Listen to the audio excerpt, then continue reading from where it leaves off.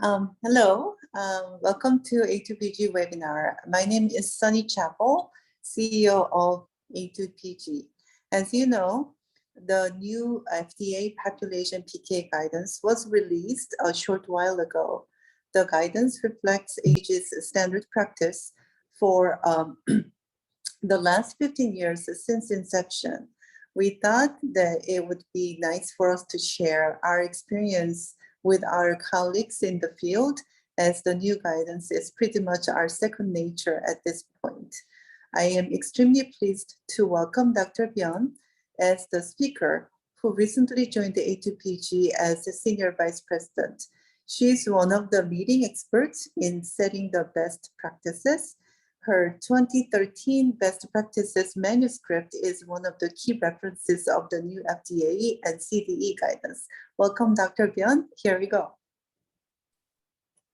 Thank you, Sunny, very much for the kind introduction. My name is Wonkyung Byon. It's my pleasure to review the FDA population PK guidance for industry today. So I will start off the webinar with a short introduction of population PK and how population PK can help some key questions in drug development.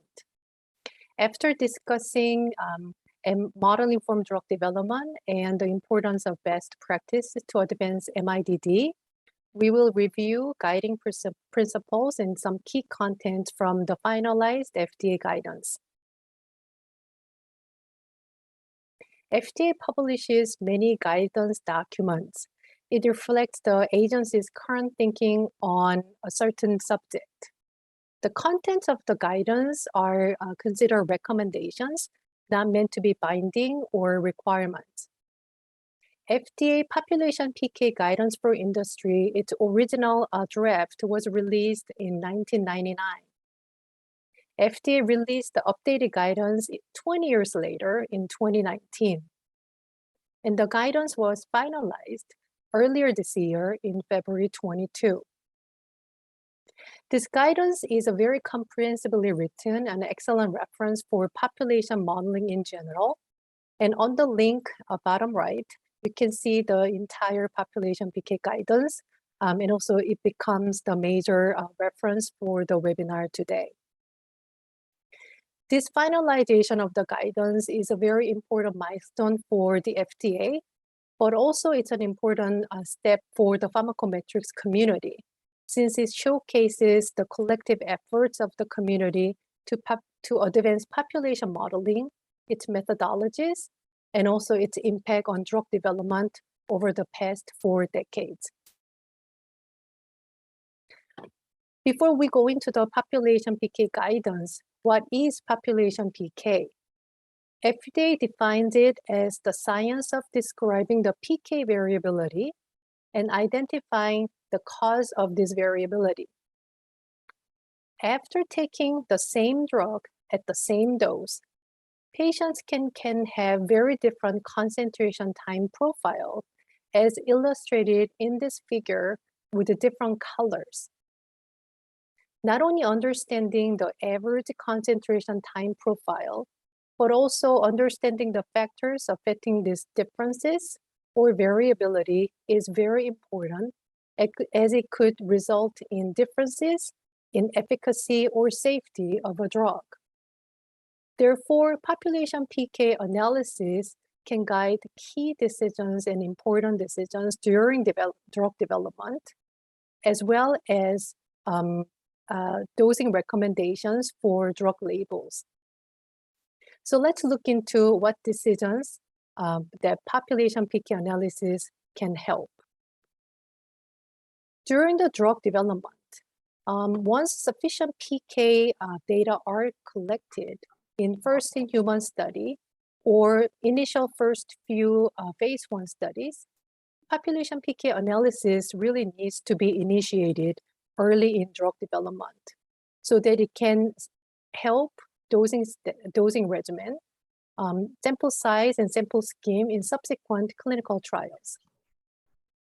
Once a population PK model is developed, it could be used to drive exposure metrics such as maximum concentration or average concentration, and can be used to explore further for any relationship with the responses, such as biomarkers, pharmacometrics, pharmacodynamic endpoint, or clinical endpoint. Selecting dose regimen in specific populations, such as children, is one of key applications of population modeling based on PK or exposure response relationship. If you can mute your line, that would be great. I hear some background noise. Thank you.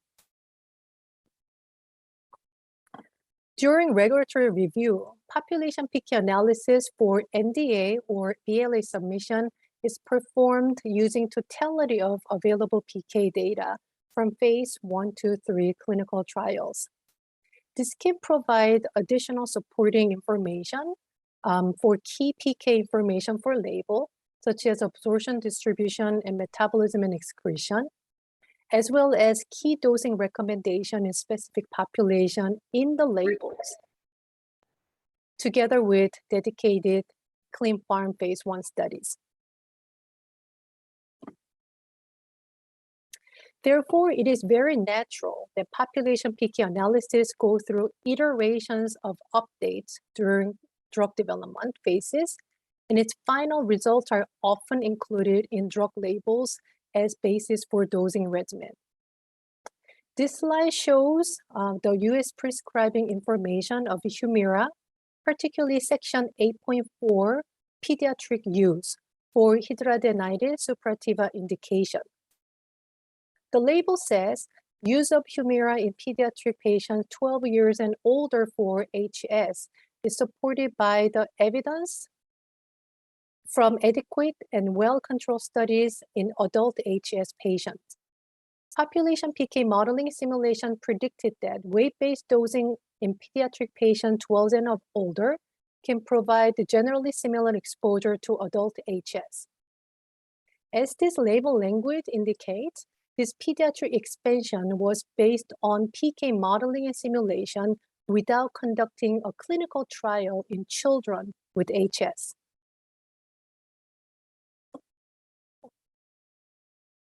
Indeed, FDA published this experience of using model-informed drug development to support the approval in recent article. Humira has a very well-established long-term safety data, and also it did not show any clear exposure-response relationship for safety in available pediatric population data in other indications. Therefore, the effectiveness of Humira in HS in adolescents was extrapolated from adult HS, while the dosing was supported by matching PK exposure through population PK modeling and simulation, without conducting a clinical trial of Humira in HS adolescent patients. Replacing a clinical trial is not the ultimate goal of MIDD approach.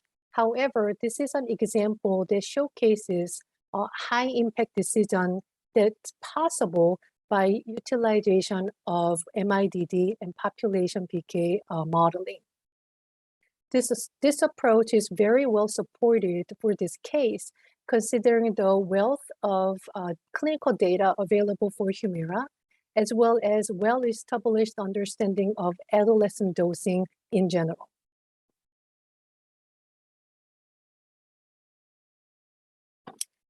But then, when so many clinical pharmacology studies are conducted to evaluate the intrinsic extreme factors and its impact on drug exposure, what is the advantage of conducting population PK analysis? Population PK analysis uses a statistical approach called nonlinear mixed effect modeling. This type of modeling can analyze individual PK data from very sparse sampling or unbalanced study design, as well as a highly variable data. But also it can analyze rich data with intense sampling design from Clean Farm studies in the same analysis. Therefore, population PK analysis has the potential to integrate all relevant PK information, so-called totality of data, across a wide range of doses and population to identify factors affecting drugs exposure.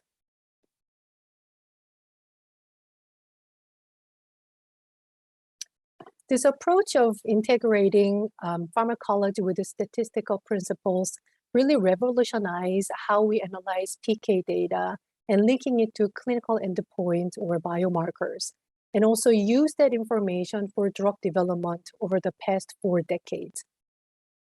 As the MIDD approach became more mainstream and business as usual, the importance of establishing best practices and guidance in this approach also became very clear. This is to increase efficiency and also consistency, a more systematic and streamlined approach with the workflow in our model building process and its application. As Dr. Chappell mentioned, that I co-led this best practice effort at Pfizer, and we published our experience and also internal guidance in 2013 paper.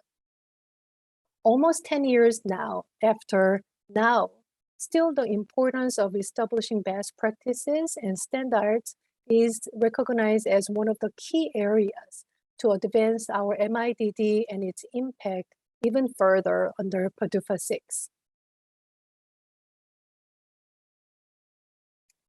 So far we have covered some introduction and background and application of population PK analysis. So now let's move to actual data for analysis and analysis part and reporting parts of the population PK guidance.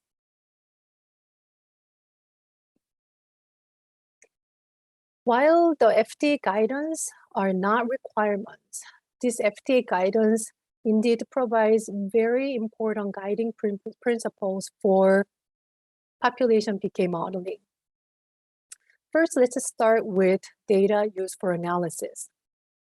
The final guidance really emphasized that the sponsors should use all relevant data to support the population PK modeling. The sponsor should justify if a certain data or study or individuals are excluded from population analysis and recommends to pre-specify such exclusion in the population PK analysis plan whenever possible. And also the sponsor is requested to demonstrate that the data used for analysis are indeed adequate for the purpose of analysis in the report. For example, if an age is tested as a covariate for clearance, we need to show that our data has adequate range of age distribution and the distribution throughout the range in our report. Moving to data analysis and model development part, FDA emphasized that model analysis and model development really starts with the preliminary examination of data sets with visual examination of the observed data. Many of the components of final guidance are quite similar from the previous draft guidance. But one of the differences that I find here is that FDA strongly now emphasize data exploration, exploratory data analysis. This recommendation actually accompanies later in the report section that the guidance now specifically recommends to include summary of data and also data exploration with adequate figures and tables in the results section of the report. I believe this emphasis is a very welcome one, as the data exploration is an extremely valuable step for any modelers to ensure that modelers understand the data before analyzing it and apply any models. Once the data exploration happens, the data model development is followed. During the model development, the choice of structural model should be based on and informed from the observed data, previous modeling, and also common scientific rationale. covariate parameter relationship should be formulated based on the current knowledge of biology, physiology, or elementary principle or data-driven information. Any missing data or covariates or censoring data below limit of analytical quantification should also be addressed with justification of approach to address such exclusion. And also the guidance recommends to distinguish outliering individuals versus outlier data points.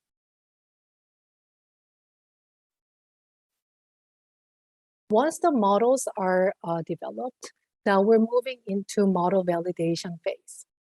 This is a very critical phase to examine whether the developed model can actually adequately characterize the observed data and generate reliable simulation and modeling results to meet the objective of the analysis. That's why it is very important to emphasize that the model should be biologically plausible and also consistent with current knowledge and have mathematically identifiable parameters. To validate models, no single method is sufficient. Therefore, several common methods of model validations are included in the section under model validation. These approaches include basic goodness of fit GeoWave plots using population and individual prediction and residuals, and also simulation-based diagnostic, including VPC, MPC, and so on. And also numerical metrics such as parameter precision and condition number to keep it under 1,000. This model validation step is really to explain why certain models were chosen and selected, what diagnostic supported such selection, and also what sensitive analysis was performed to challenge key assumptions in model building.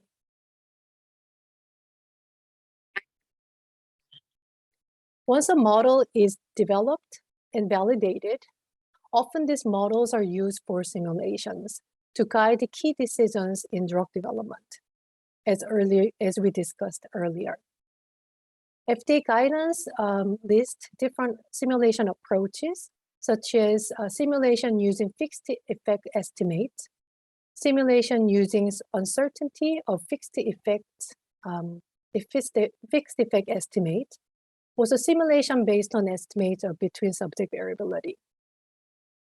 The approach chosen and the level of details truly depend on what the specific question the simulation is trying to answer. For example, simply evaluating PK profile for a typical individual, simulation based on fixed effect estimate should be sufficient.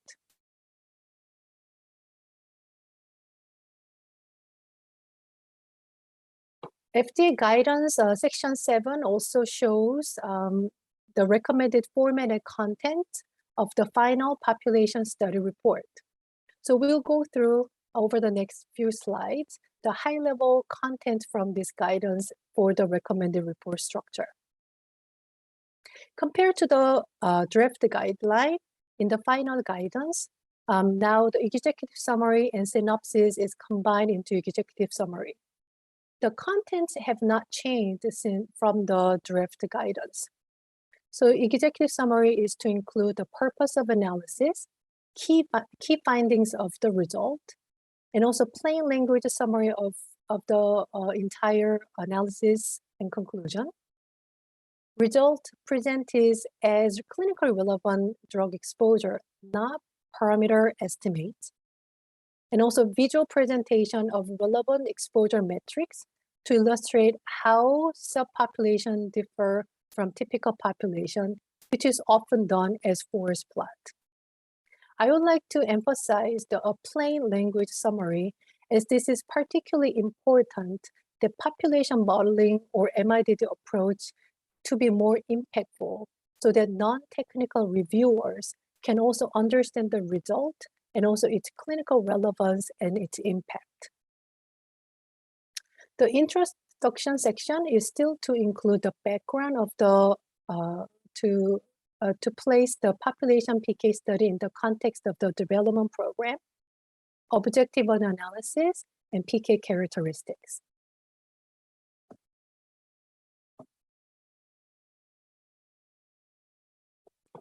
Moving to materials and methods, in the final guidance, the previous data and methods section are now combined into one section of materials and methods.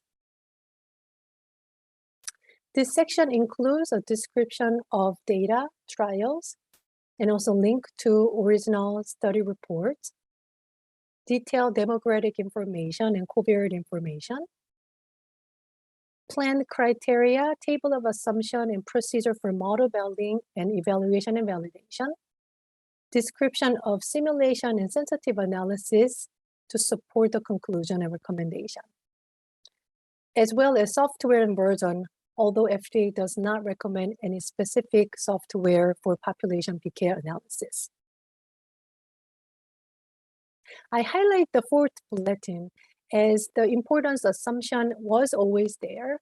However, in the final guidance, a table assumption is specifically now included in the materials of method and methods section. Moving to results section, summary of data and data exploration with adequate graphical and tabular display is now newly added, as I mentioned earlier. This again emphasizes the importance of exploratory data analysis to ensure we understand our data and the adequacy of our data to support the objective of population modeling.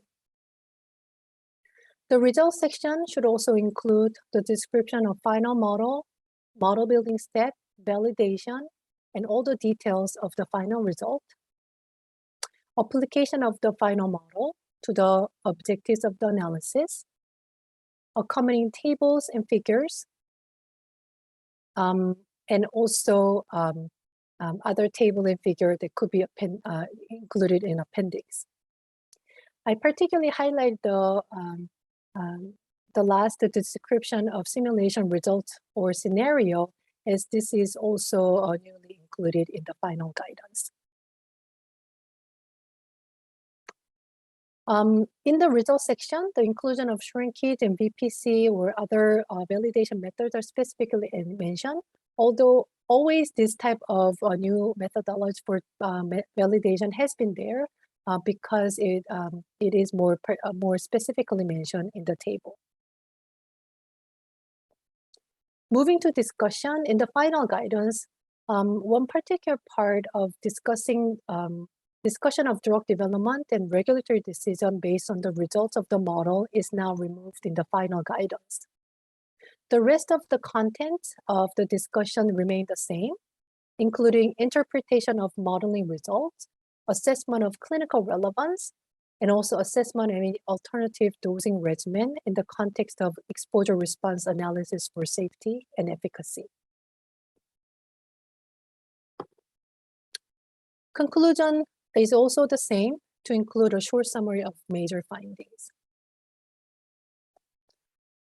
I highlight the appendix section because in the final guidance, the appendix significantly expanded to include a lot of materials. I only included a couple of parts, and more details, of course, can be found in the final guidance using the link on each slide. And this appendix now can be used to include any supplemental table and figures that are not critical to the primary purpose of the analysis, however, but are supported. And also listing of some of the samples that are excluded from analysis and the reasons for such removal can be included in the appendix.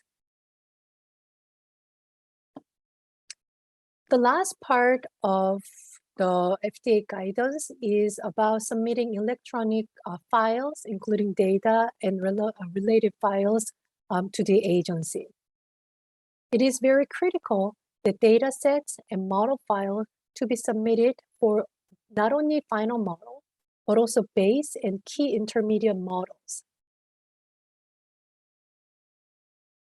FDA also should be able to identify the source data for any data constructed using output files or post-processed results from population PK analysis.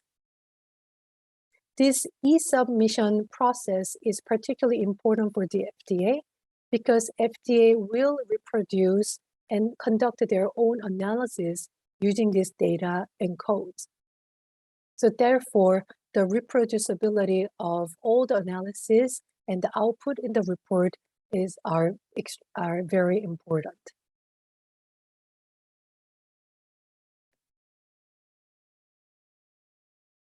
So we started with the short intro of population PK and also how it can help some key decisions during drug development and also during regulatory review.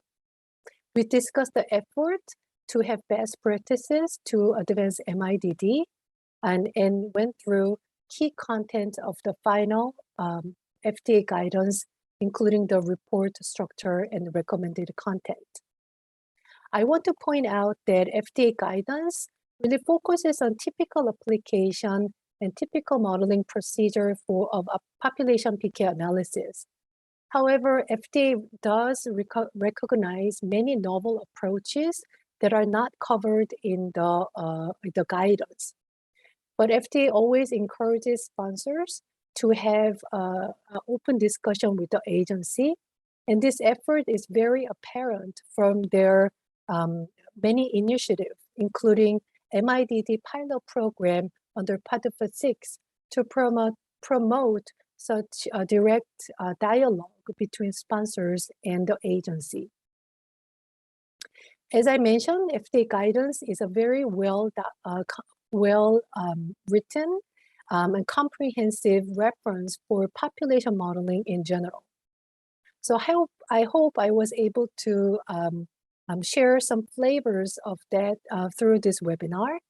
And with that, I will share, I will close my presentation by sharing some of the comments from the recent FDA publication on a holistic and integrative approach to further advance our model-informed drug development. Thank you very much.